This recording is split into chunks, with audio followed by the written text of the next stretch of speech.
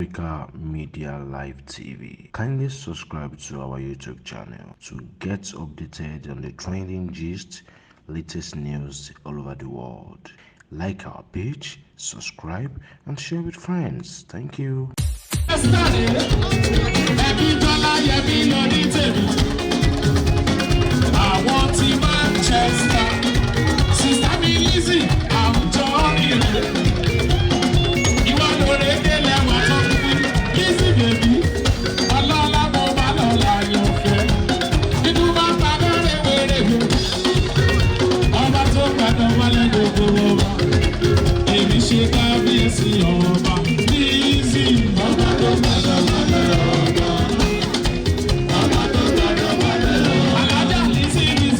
Ọba tó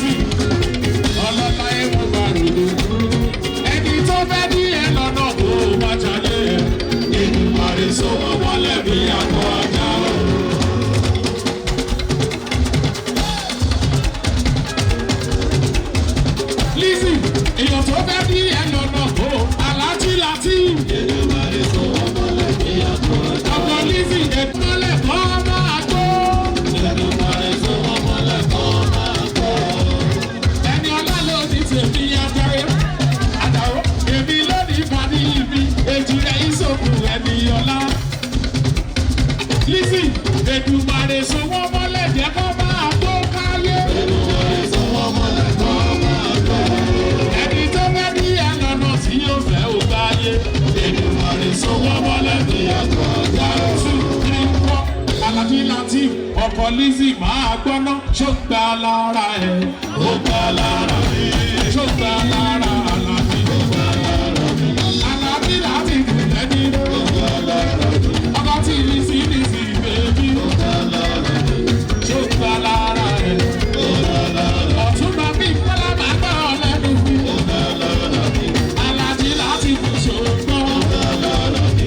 Ọkọ̀ Lizzy bèbí. Ó gbà lára mi. Ṣó gbà lára ẹ̀ Lizzy? Ó gbà lára mi. Ẹ̀dẹ̀ tún sẹ́yìn ni ẹ̀ torí Ọlọ́run. Ó gbà lára mi. Ṣó gbà lára ẹ̀? Ó gbà lára mi. Bóyá Lizzy bèbí Tasha náà wọlé. Bámọ́jọ́ wọlé. Lizzy Alájà Tasha náà wọlé. Ṣé Bámọ́jọ́ wọlé? Wọ́n tó gbọ́ gbòmé. Ọ̀dẹ̀ mọ̀ wá wá lólódé. Lizzy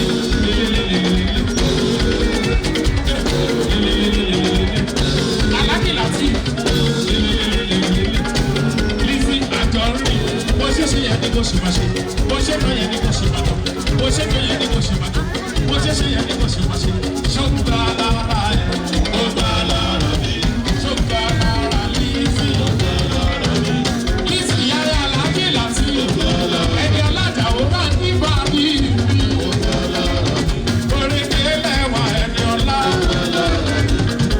Ifá ń sọ̀rọ̀ ẹ̀ lọ́wọ́ Adé Ifá sọ̀rọ̀ ẹ̀ lọ́wọ́ ó yá láwọ̀ ẹlẹ́bẹ̀ ẹlẹ́bẹ̀ láwọ̀ Lizzy láwọ̀ ẹlẹ́bẹ̀ ẹlẹ́bẹ̀ láwọ̀ gbogbo ìjọba ọ̀rọ̀ òfìṣẹ́ òkú láwọ̀ ẹlẹ́bẹ̀ ẹlẹ́bẹ̀ láwọ̀ láwọ̀ ẹlẹ́bẹ̀ ẹlẹ́bẹ̀ láwọ̀ ó yá torí Lizzy 1, 2, 3, 4 ó ní ó yá Lizzy bèbí gbéra gbéra o gbéra tó bẹ̀yọ̀ kúlẹ̀.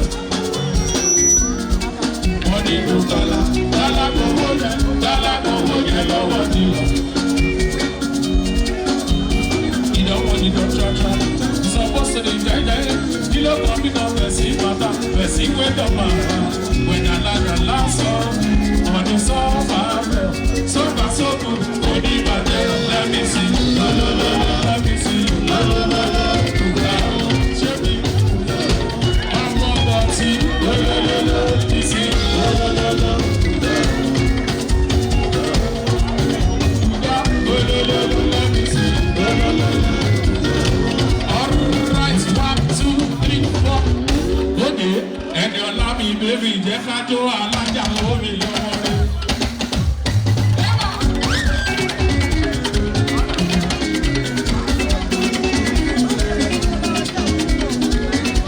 Ọtí máa bí bọ̀ máa gbọ́rọ̀ lẹ́nu.